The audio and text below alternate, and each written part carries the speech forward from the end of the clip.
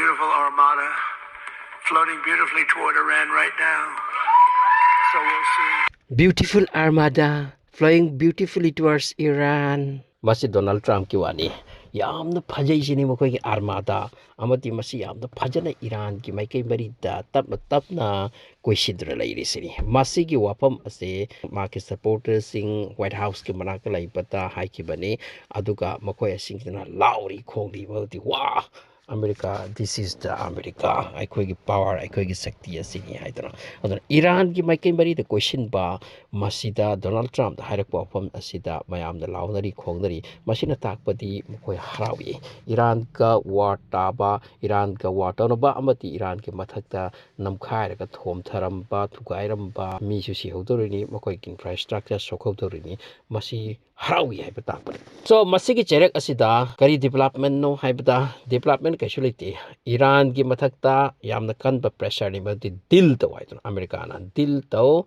sign to adu arabati nakoi ki mathakta hoji aikoi na umsilek libu ko silek leba se mas hankibagi chance dei dil to wai se kana nuclear deal adu ki mathakta makoi surrender to wai bani government ase asi tawroi asum tawroi haibase tawsini makoi na kari kumba makoi ki pressure asida Iran na yaraba nuclear se amata aikoi tawroi aikoi na sarba nuclear ki products sing uranium sungnan ka thamise se nakoi de sinarabani haine hek pithok laba adu ki mathakta hoji aikoi ki regime change tawri se ayatollah khomeini leader ni marksu leader o helaroi ke nakoi na pamba kanano madu hekta thamlasi haiba taraba adu di Iran ki mathakta piri ba sanction sing ase loina hekta numit tu da lothokrakani Iran ase tension oiroi Israel ki oina makoi expand torok Iran na kasu wangang roi adorabati makoi ki mathakta hojik ka economic pressure piri ba trade to handri ba makoi ki oil sing mafam kya da thahandri ba aduga Iran na tharasu Iran dagi oil lori bas country sing makoi ki mathakta pressure amati tarif ka pini nakoi makoi de loradi haina ki haliba country sing asa masi sing asu loroi masi sing asu loina tokragani Iran ki mi sing ase hojik independent phangragani aduga makoi ki sen thum hojik wari se komgragani business tawnakragani makoi ki mi America changbe atripa Europe ki country mayam changbe atra wasi se loina changkragani nungaikragani Iran ase adubu Iran ki direct answer ni madudi sign ki wafam di hojik 200% akoi tawroi sini aduga matakta deal taw arise nuclear deal ama taw madugi wafam di akoi sukya hek ya roi duni aduna hojika Iran amati Israel ki Iran amati America ki tension ase hojik chu kokthakta leiri makoi ki mising ki oina tension hojik chu leiri aduga Iran ki public sing ki wadi Khomeini akoi ki leader oi pai khoi pami aduga Iran akoi warab su wana akoi hojik Islamic ki rule ama chatthadana tawri se mase akoi asum leikani haibu wafam dre masidani hojik kra action dari se hojik George W Bush haina ahan bade taram bi George W Bush amati Abraham Lincoln animak se pairakpani lakpani haibase animak se Middle East lakpani ase adubu ngarang dagi amuka wa matarak le Abraham Lincoln tani hojik leiri ba Iran ki manakta Gulf of Oman Gulf of Persian aswaita adubu hojik George W Bush asyam ka lakle haidra asigi matakta Jordan amati Cyprus ki mafam sing sida makoi ki fighter jet sing hasi lakle sini Jordan si kamain to nhonte Jordan si Iran ki oina laptop kai no makoi ki airbase se makoi hojik piri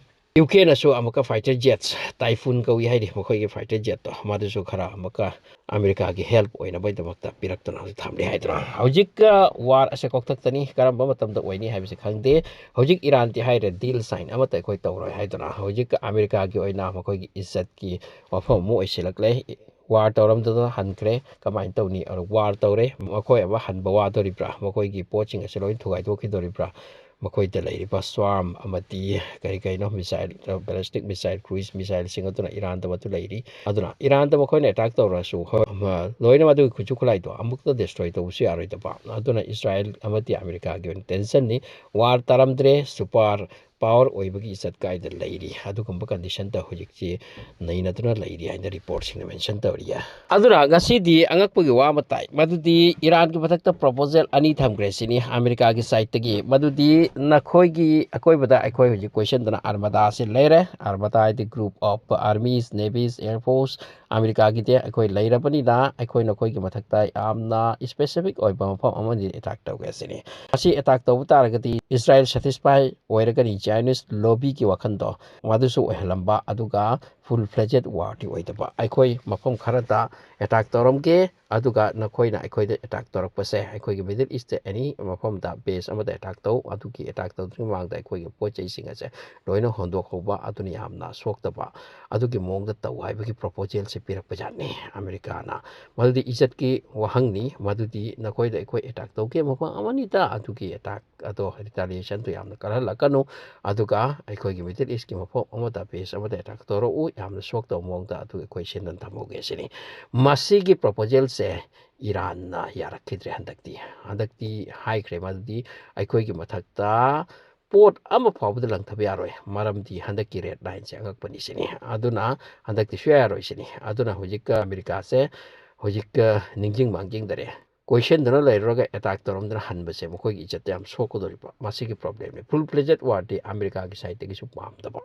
ꯑꯗꯨꯒ ꯏꯔꯥꯟꯅꯗꯤ ꯍꯧꯖꯤꯛ ꯁꯨꯡꯌꯥ ꯌꯥꯗ꯭ꯔꯤ bomb ꯑꯃꯐꯥꯎ ꯂꯪꯊꯕ ꯌꯥꯔꯣꯏ ꯁꯤꯅꯤ ꯄꯣꯠ ꯑꯃꯐꯥꯎ ꯀꯥꯞꯁꯤꯜꯂꯛꯄ ꯌꯥꯔꯣꯏ ꯁꯤꯅꯤ ꯐꯨꯜ ꯐ꯭ꯂꯦꯖꯦꯠ ꯔꯤꯖꯅꯦꯜ ꯋꯥꯔ ꯑꯣꯏꯅꯤ ꯁꯤꯅꯤ ꯃꯁꯤꯗ ꯍꯧꯖꯤꯛ ꯆꯤꯡꯅꯗꯅ ꯂꯩꯔꯤ ꯍꯥꯏꯔꯤ ꯃꯁꯤ ꯅꯣꯛꯅꯤꯡꯈ꯭ꯔꯕ ꯋꯥꯅꯤ ꯑꯅꯤꯁꯨꯕ ꯄ꯭ꯔꯣꯄꯣꯖꯦꯜꯅ ꯑꯁꯨꯝꯅꯗꯤ ꯍꯥꯏꯔꯤ ꯃꯗꯨꯗꯤ ꯏꯁꯔꯥꯏꯜꯅ ꯏꯔꯥꯟꯗ ꯃꯦꯁꯦꯖ ꯑꯃ ꯄꯤꯈ꯭ꯔꯦ ꯁꯤꯅꯤ ꯃꯗꯨꯗꯤ ꯅꯈꯣꯏꯒꯤ ꯃꯊꯛꯇ ꯍꯧꯖꯤꯛ ꯑꯃꯦꯔꯤꯀꯥꯅ ꯑꯦꯇꯥꯛ ꯇꯧꯅꯤ ꯍꯥꯏꯔꯤꯁꯦ ꯃꯁꯤ ꯑꯃꯦꯔꯤꯀꯥꯅ ꯑꯦꯇꯥꯛ ꯇꯧꯈ꯭ꯔꯕꯁꯨ ꯑꯩꯈꯣꯏꯗꯤ ꯃꯁꯤꯗ ꯌꯥꯎꯗꯦ ꯑꯩꯈꯣꯏꯒꯤ ꯁꯥꯏꯠꯇꯒꯤ ꯅꯈꯣꯏꯗ ꯑꯦꯇꯥꯛ ꯇꯧꯔꯛꯂꯣꯏ ꯑꯗꯨꯅ ꯃꯔꯝ ꯑꯣꯏꯔꯒ ꯀꯔꯤꯒꯨꯝꯕ ꯑꯃꯦꯔꯤꯀꯥ ꯑꯃꯗꯤ ꯅꯈꯣꯏꯒꯤ ꯃꯔꯛꯇ ꯋꯥꯔ ꯁꯣꯛꯅꯈꯤꯕ ꯇꯥꯔꯒꯁꯨ ꯑꯩꯈꯣꯏꯒꯤ ꯃꯊꯛꯇ ꯀꯔꯤ ꯑꯃꯠꯇ ꯇꯧꯒꯅꯨ ꯑꯩꯈꯣꯏꯒꯤ ꯑꯦꯁꯦꯠ ꯁꯣꯛꯅꯕ ꯑꯃꯠꯇ ꯑꯦꯇꯥꯛ ꯇꯧꯔꯛꯀꯅꯨ ꯁꯤꯅꯤ ꯃꯁꯤꯒꯤ ꯃꯦꯁꯦꯖꯁꯤ ꯏꯁꯔꯥꯏꯜꯅ ꯏꯔꯥꯟꯗ ꯄꯤꯕꯅꯤ ꯍꯥꯏꯔꯤ ꯃꯁꯤꯒꯤ ꯋꯥꯐꯝꯗꯁꯨ ꯏꯔꯥꯟꯅ ꯌꯥꯔꯛꯈꯤꯗ꯭ꯔꯦ ꯗꯥꯏꯔꯦꯛ ꯔꯤꯖꯦꯛ ꯇꯧꯔꯛꯈ꯭ꯔꯦ ꯄꯣꯠ ꯑꯅꯤꯅꯤ ꯔꯤꯖꯦꯛ ꯇꯧꯔꯛꯈ꯭ꯔꯤꯁꯦ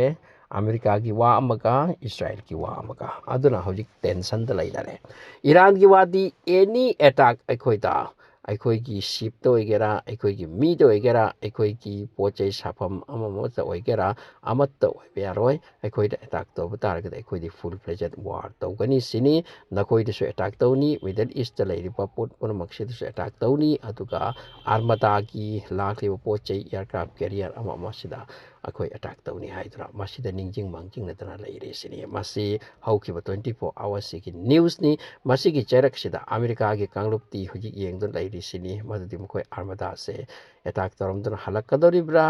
ꯍꯜꯂꯛꯂꯦ ꯃꯈꯣꯏꯒꯤ ꯏꯖꯠ ꯀꯔꯥꯏꯅꯣ ꯑꯗꯨꯒ ꯏꯔꯥꯟꯗꯤ ꯍꯧꯖꯤꯛ ꯏꯁꯇ꯭ꯔꯣꯡꯅꯤ ꯃꯈꯣꯏꯒꯤ ꯃꯅꯤꯡꯗ ꯔꯁꯤꯌꯥ ꯑꯃꯗꯤ ꯆꯩꯅꯥ ꯂꯦꯞꯂꯦ ꯍꯥꯏꯕꯁꯤ ꯍꯥꯏꯔꯦ ꯔꯁꯤꯌꯥꯒꯤ ꯄ꯭ꯔꯁꯤꯗꯦꯟ ꯄꯨꯇꯤꯟꯅ ꯀ꯭ꯂꯤꯌꯔ ꯍꯥꯏꯈ꯭ꯔꯦ ꯍꯥꯏꯔꯤ ꯃꯗꯨꯗꯤ ꯏꯔꯥꯟ ꯃꯊꯟꯇꯅꯤ ꯍꯥꯏꯅ ꯈꯜꯂꯨꯒꯅꯨ ꯍꯥꯏꯗꯨꯅ ꯃꯅꯨꯡꯗ ꯀꯔꯤ ꯁꯦꯝꯈ꯭ꯔꯕ ꯈꯪꯗꯦ S-400 ꯌꯨꯡꯗꯨꯅ ꯂꯩꯈ꯭ꯔꯦ ꯁꯤꯅꯤ ꯑꯗꯨꯒ ꯆꯩꯅꯥꯅꯁꯨ ꯃꯈꯣꯏꯗ ꯈꯨꯠꯁꯨ ꯈꯨꯠꯂꯥꯏ ꯃꯌꯥꯝ ꯑꯃ ꯄꯤꯁꯟꯗꯨꯅ ꯊꯝꯈ꯭ꯔꯦ ꯁꯤꯅꯤ ꯃꯔꯝꯗꯤ ꯀꯥꯟꯅꯔꯤꯕ ꯃꯈꯣꯏꯁꯦ ꯏꯔꯥꯟꯗꯒꯤ ꯑꯗꯨꯅ ꯃꯔꯝ ꯑꯣꯏꯔꯒ ꯍꯧꯖꯤꯛ ꯐꯨꯜ ꯐ꯭ꯂꯦꯖꯦꯠ ꯋꯥꯔ ꯑꯣꯏꯕꯁꯨ ꯀꯗꯥꯏꯅꯣ ꯑꯦꯇꯥꯛ ꯇꯧꯔꯕꯁꯨ ꯀꯗꯥꯏꯅꯣ ꯑꯗꯨꯒꯨꯝꯕ ꯃꯑꯣꯡꯗ ꯂꯩꯔꯤꯁꯤꯅꯤ ꯏꯁꯔꯥꯏꯜ ꯑꯃꯗꯤ ꯑꯃꯦꯔꯤꯀꯥꯁꯦ ꯍꯧꯖꯤꯛ ꯊꯣꯛꯇꯨꯅ ꯆꯠꯂꯦ ꯃꯈꯣꯏꯒꯤ ꯏꯖꯠꯀꯤ ꯆꯥꯎꯔꯛꯄ ꯋꯥꯍꯪ ꯃꯌꯥꯝꯅ ꯍꯪꯅꯗꯣꯔꯤ ꯅꯈꯣꯏ ꯀꯔꯤ ꯇꯧꯔꯝꯕꯒꯦ ꯍꯥꯏꯗꯨꯅ ꯑꯗꯨꯅ ꯐꯨꯜ ꯐ꯭ꯂꯦꯖꯦꯠ ꯋꯥꯔ ꯑꯣꯏꯈꯤꯕꯁꯨ ꯌꯥꯏ ꯅꯠꯇꯅ ꯏꯖꯠ ꯁꯔꯥ ꯑꯣꯏꯗꯨꯅ ꯍꯟꯈꯤꯕꯁꯨ ꯌꯥꯏ ꯑꯁꯨꯝꯅ ꯍꯥꯏ